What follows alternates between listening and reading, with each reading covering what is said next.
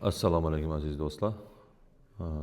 Ramazon oyi muborak bo'lsin. Avvaldan boshlab Bo'ysan jamoasi hammaga tinchlik, sog'lik, shu Ramazon oyida ko'p yaxshiliklarni tilaydi. Bizga ma'lum, asosan qurilish mallar ishlab chiqaruvchisi bo'lib ishni boshlaganmiz. İşlep çıkarış gayesi nereden geldi? Ne için işlep çıkarışını başladık? Ve işlep çıkarıştaki materyaller, boyak olsun, suvak olsun, dekoratör materyaller olsun, işlep çıkarış kıyım mı? Onları tekşiriş usulları, neşe sifetli malını sifetsizden acıtsam oladı. Şula hakkında bir rubrika etip, bir taze bir temat işini niyet ettik. Bunu elbette bir kança bir seriyalar kısımlara bölüp etemiz. Çünkü mevzudum kette. Hatta şunun narsanı müracaat ettik. İşlep çıkarışını açıktan açık. İşlep çıkarsa oladı. Şu açık verişini rejet tutmaz. Şunun için başlığımız biz asli boyak ve kuruluş mallar işlep çıkarış sahasına satışmayalım indi. Sahasına neşep geldi, nav ünledi bu neseni çıkarış için. Şu hakta bir iki ağız söyleşeli. Özbekistan'da kuruluşla hemme saha kebi kuruluş sahasına mütervajlangandan keyin şunu dinlerse oldu. Bir günü ben özüm magazinde oturuyordum. Bir klientimiz geldi'den mücazımız gelip bana şunu ismet çıkarıp verip bilesen mi? Dedi. Sonra yani Ohra Svet bir Urfa girverdik o. Hazıram indi beri bir Urf'ta. Çünkü bizden Harazm klimatı dım yakşı Svet. Kuyaş amıydı. Ön gözem bir yakımlı. Ondan keyin bize bir işliydi on bir yakşı firmaya ben müracaat ettim. İnşörenk'deki boyakını işlep çıkarıp verdi. Ola aynen şu boyakını tiyomlesine yani tok rengini çıkarırdı. Ola bize aitti. Yok bize onu işlep çıkarıp verip bilmeyimiz. Bize de yine şu renk haklasan şu dedi. Şimdi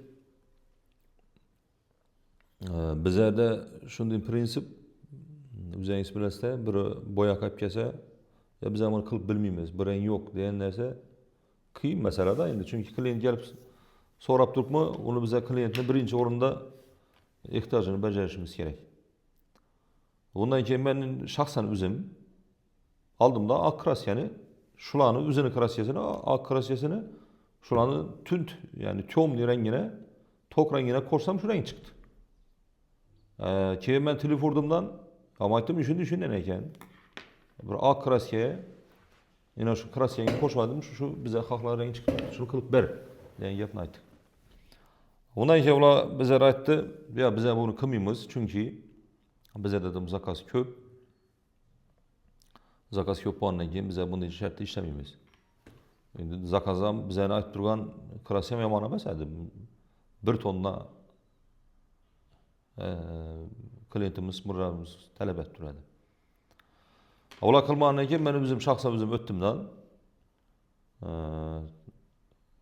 yok başta ben Taşkent'e bir bardım Taşkent'e bir mikser aldım. Mikserin bahası şu vaqtda tahminen bir $200 bar edi bu şeyde. Yani 2 kulaklı mikser bak o. Şunu aldımdan özüm hep geldiğimde özüm ötüp magazinden arkasında şu ak krasyesine olanı sarı krasyesine koştum. Başka iş etkenim yok. Şimdi olanı ak krasyesi sarı krasyesine göre arzan edi bu vaqtda. Karasam yaxşı faydamız ol kalıp tuttu. Tavaram kesip tuttu. Bundan keyin aslında izlep neşetip ak krasiye çıkarsa boladı. Çünkü satnaşiğine de 80% ak krasiye. 20% ana şu bize işlediğim bir kette firmanı tok rengi. Şimdi ne deydi onu? Ak krasiyeni işlep çıkarışını izine düştüm. Ondan keyin bir iki məlumatlarını topladım, bir iki adamlarını tapdım. Dan birinci ötken aparatım, şu vaxtda hələ yadımda, birinci ötken şu kraski işləp çıxarardı aparatım, indi bu mən ötürdüm kətdən ərzə, bir çıxarğanda 1 tondan çıxarardı. Hazırki pala hesaplarında bir $800 düştü. Bir öyle ayet veriyorduk o. Falan $1000 aparat alış gerektir. Boyak işlep çıkarış olsun, suak işlep çıkarış olsun. Hiç kanday başta etedi o adama şart emez falan $1000 abar ürünü alıştık doğrusu. Çünkü ben özüm $200'lık neden başlanma, mikserden başlanma. Bu tahminen 2000 ya 15 ya 16. Çünkü birinci şpakulovkeni başlanmış. 2016'la baradı yani 9 yıl elde. Şu bilen $800 aparatını zöttük. Aparatını zötkenden keyin bize işlep çıkarışını başladık. Kıyın mı işlep çıkarış? Yok kıyın emez. Sami gılamlı korkması gerek. Elbette hemme bizneste, hemme sahada zarar boladı. Başta işte hatalar boladı. Hatadan xalı yaşasamaydı bize hatta hazır şunu ettik profesyonel laboratoriya ege bizəni zavod. Abaronilerimiz hemmesi Türkiye'den gelen, Xitaydan gelen, en peredavoy, en eldeki abaroniler tuttu. Aynen boyak boyunca. Şpakulovka boyunca havalarınız var. Bize indi abaronilerin hemmesini en zamanavi Türkiye'den gelen abaroniler biz getirişi başladık nasip olsa. Yakın günlerde bu haktan bir sohbet etmemiz. Şunu da etip bize boyak işlep çıkarışını başladık. Günden güne, yılda yıla bizəni neyimiz açtı derecemiz. Fakat boyakını sanında emez. Elbette sifette. Bize esasen verilen urgu, sifete urgu verdik. Çünkü xaxlağan sifetteki, xaxlağan rengdeki şu Türkiye'nin mahsulatı boladı mı? Başka Rusya'nın mahsulatı boladı mı? Xaxlağan yerinin mahsulatındaki sifet krasiye çıkarıp bilemiz bize boyak.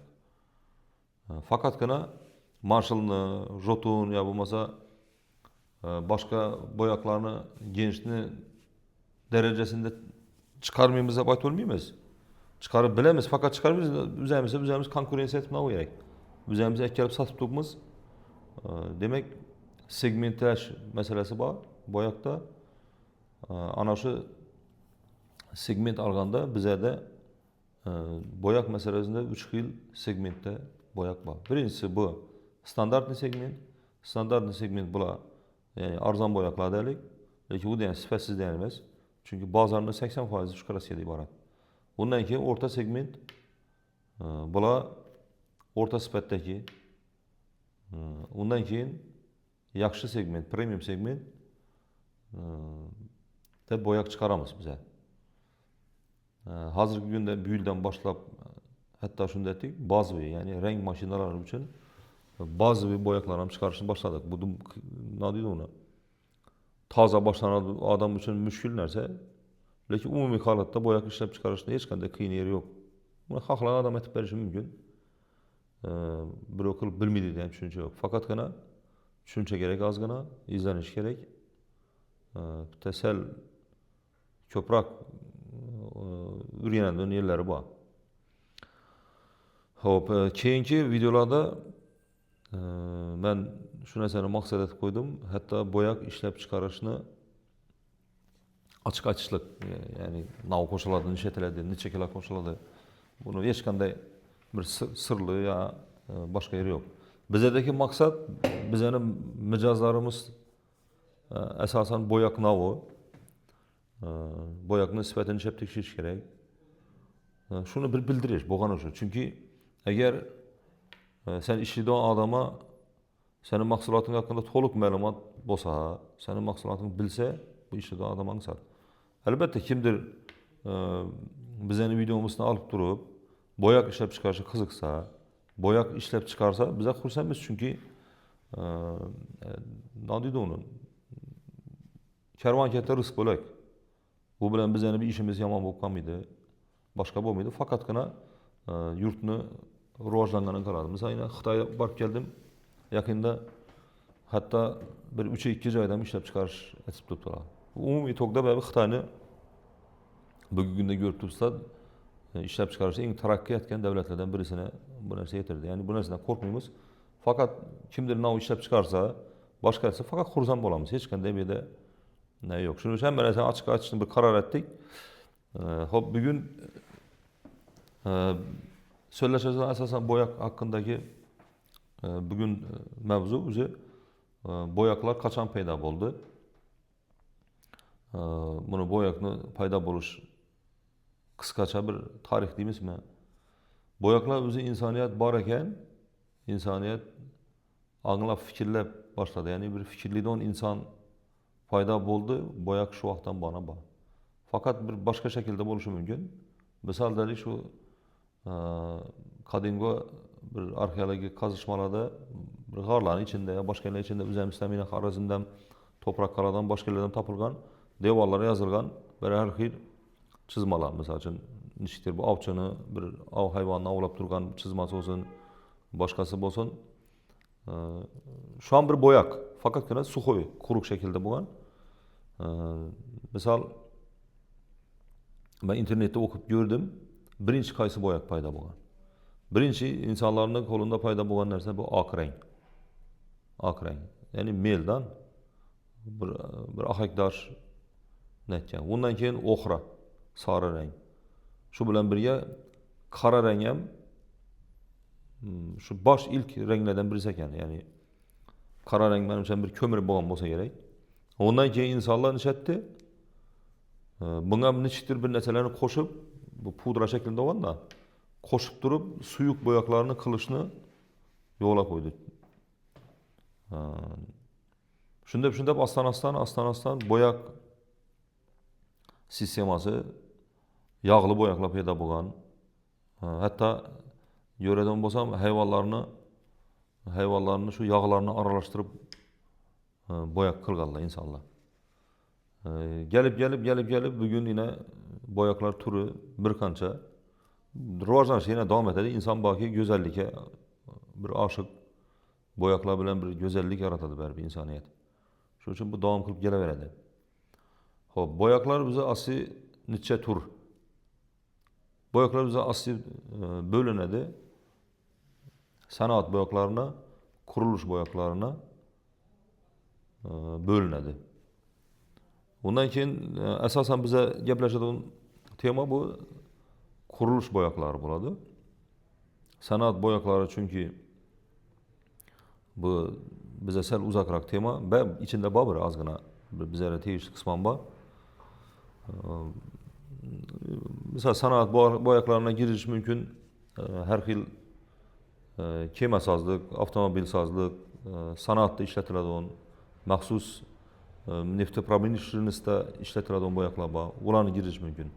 Qurilish bo'yoqlarini asosan qurilishga ketadigan shu devor bo'yoqlari, yog'li bo'yoqlar, undan keyin shu ozgina darvoza urilib o'tib bu bo'yoqlar, polish ishlatiladigan bo'yoqlar. Ya'ni uyni qaysi burchagini qarasangiz, bo'yoq mavjud. Bo'yoqsiz hech qanday hozir misol qurilishni tasavvur etib bo'lmaydi. Oddiy travertin ham shu bo'yoq shu baribir. Xo'p, bo'yoqlarning o'zi asosan navdan tashkil topadi. Bo'yoqlarning tashkil topadigan narsasi hammasi standart. Birinchisi bu bog'lovchisi bo'ladi. Ya'ni bo'yoqni tutuvchisi bo'ladi. Suyuq bo'yoqlar haqida gap ketdi. Misol pudra, parashkoviy bo'yoqlar ham bor. Ular haqida emas, asosan suyuq. Birinchisi bog'lovchisi bo'ladi. Ikkinchisi to'ldiruvchisi. Bog'lovchisi navi yog'li bo'yoqlarda bu laklar, misol suvli bo'yoqlarda asosan kilay ne bo'ladi? Ya'ni akrilik kilay bo'lsin, boshqa bir turdagi kilay bo'lsin. İkincisi to'ldiruvchisi, naполнитель deydi buni. Ruschada to'ldiruvchisi navi. Bular bo'lishi mumkin asosan mikrokalsit, ya'ni xalq tilida mel deydi. Mel. Bu to'ldiruvchi bo'ladi. Uchinchisi bo'ladi, bu albatta pigmentlar. Rang. Misol oq bo'yoqqa pigment qo'shiladimi desa, eng ko'p pigment oq bo'yoqqa ketadi. Bu misol uchun bo'lishi mumkin. Bunga pigmentlari, ranglari nav girishi mumkin. Misol uchun oq bo'yoqda dioksid titan, mikrotalk, alyuminiy silikat, shunga o'xshagan narsalar, ak pigment. Bularning bahasi o'ta yuqori. Kraskani sostavida eng narxni ko'taradigan narsa shular. Undan keyin bo'ladi, bu funksional dobavkalar. Funksional dobavkalar. Misol, yog'li bo'yaqda oladigan bo'lsak, yog'li bo'yaq o'z-o'zidan qurib qolmaydi. Misol, surtgandan keyin qurishi kerak-ku. Unga albatta funksional bo'yaqlar quritadigan, shundan funksional dobavkalar, qo'shimchalar qo'shish kerak. Bo'lmasa qurimaydi. Pol kraskalar asosan, o'zingiz bilasizlar-ku. Ya boshqa kraskalar orasan 3 kun, 4 kun, yoki bir hafta qurimaydigan holatlar ham bo'ladi. Bizimizdan bo'lib turadi, bunday xato. Bo'yaq sotamiz, chunki yangi funksional qurituvchini 100 gram ko'proq, 100 gram kamroq solsang ham, ya tez qurib qoladi, ya qurimay qoladi, shunday narsa bor. Funksional. Misol uchun suvli bo'yaqlarda, ya'ni dimensionli kraskalarda nav funksional bo'yash mumkin. Quyultiruvchilar. Yana o'tgan bir nayimiz chiqdi. Instagramda Sirajbek so'ylab chiqdi. Quyuq bo'yaq sifatlimi, suyuq bo'yaqmi deb. Quyultiruvchilar. Ya'ni quyuq etish uchun 100 gram yo 200 gram yani qo'shimchani ko'proq qo'shsang bo'ldi. O'zi bo'yaq quyuq bo'lib, shunday bo'ladi. Bizning xalq keyin o'ylab yuraveradi, quyuq bo'yaq ekan, zo'r sifatda. Uni aytadigan narsa 100 gram yo 200 gram narsa. Bir tonnada baho o'ynaydigan bo'lsa 10 ming so'm pul o'ynaydi. Misol quyultiradi.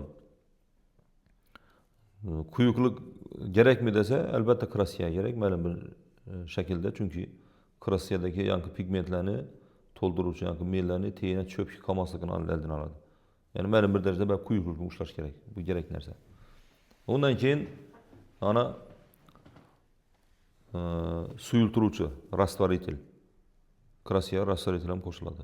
Misol uchun yog'li bo'yaqlarning rastvoriteli bo'ladi ksilol, white spirit, nefras, rastvoritel 646 deydi. Bunga o'xshagan bir qancha suyultiruvchilar bor. Misol uchun suvli bo'yaqlarda, ya'ni dimensionli kraska bo'lsin, attachenta bo'lsin, suyultiruvchisi bu suv hisoblanadi. Umumiy holatda shu. Birinchisi demak bu bog'lovchi kilaylari, yog'li bo'yaqlar lak, ikkinchisi to'ldiruvchi, mikrokalsit bo'lsin, boshqa to'ldiruvchi bo'lsa, uchinchisi pigmentlar, to'rtinchisi bu funksional dobavkalar, har xil kraska ya'ni mijozlarning talabidan kelib chiqib har xil narsalar bor. Beshinchisi bu kraskani suyultiruvchisi. Boshqa narsadan iborat emas. Kraska asosan shu 5 narsadan dunyoda nav kraska bo'lishidan qat'iy nazar, ya'ni suyuq kraskani aytib turibman. Shundan iborat. Endi yog'li kraskalar ham bir necha turga bo'linadi. Asosan ikki qismga, katta qismga bo'linadi. Bular navi tez quriydigan, ostan quriydigan. Tez quriydigan ham har xil turga bo'linadi. Bular bo'lishi mumkin nitrotsellyuloza, bo'lishi mumkin poliuretaniy ikki komponentli, bo'lishi mumkin epoksidniy, akriliy, har xil shakllarda bo'linadi. Endi ostan quriydiganlar asosan alkidniy, pentaftaloviy shunday qismlarga bo'linadi. Gliftaloviy deydi. Bular bo'yicha keyingi narada ostan birma-bir netaveramiz, so'zlashaveramiz. Endi ana suvli bo'yaqlar asosan navga bo'linadi. Bular akriliy suvli bo'yaqlar, polivinil asetatnik suvli bo'yaqlar, undan keyin KMC boshqa million xili bor. Uni cheksiz nerda. Asosan bizda akriliy bo'yaqlar urfda. Chunki ekologik jihatdan eng toza, ekologik jihatdan eng bir xavfsiz bo'yaq hisoblanadi. Asosan shu do'stlar. Boshqa bir bo'yaqda bir katta bir tushunarsiz narsa yo'q.